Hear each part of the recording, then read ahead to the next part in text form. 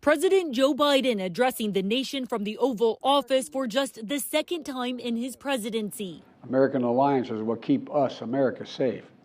American values are what make us a partner that other nations want to work with.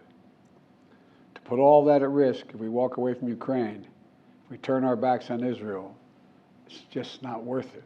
Biden's appeal to Americans to support two allies in their two wars coming one day after his trip to Israel.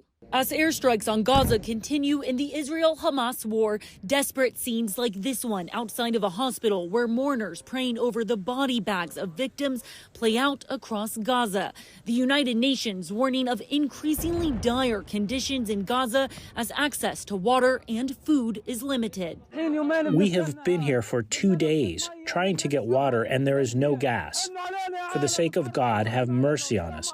Perhaps an ounce of hope as a convoy of trucks full of food, water, and gas wait in Egypt at the Rafah border crossing, prepared to enter Gaza and deliver critical aid as soon as allowed. And of course, if Rafah Gate is open to allow humanitarian aid to go in, we will be trying to get out the American citizens who are in Gaza who want to leave. Israeli Prime Minister Benjamin Netanyahu vowing to allow aid to enter Gaza via Egypt, but not through his own country until Hamas releases all hostages. We cannot give up on peace.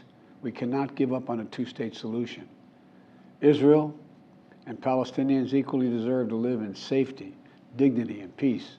I'm Cole Higgins reporting.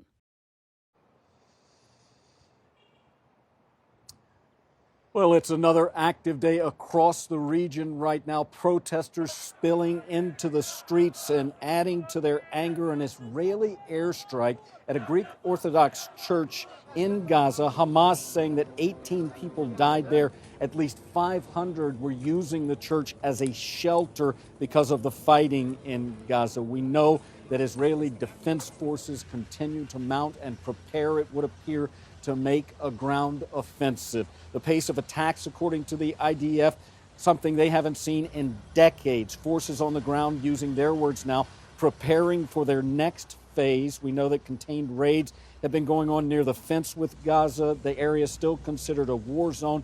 And IDF officials say they believe Hamas operatives are still on the Israel side.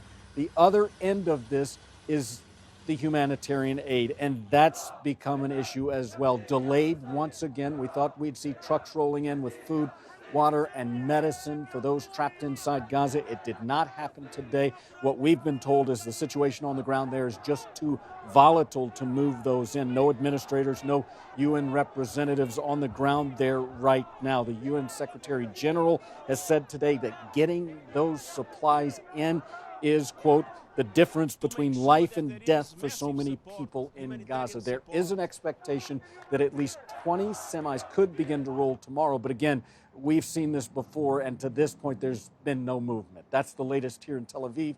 I'm Jay Gray, NBC News.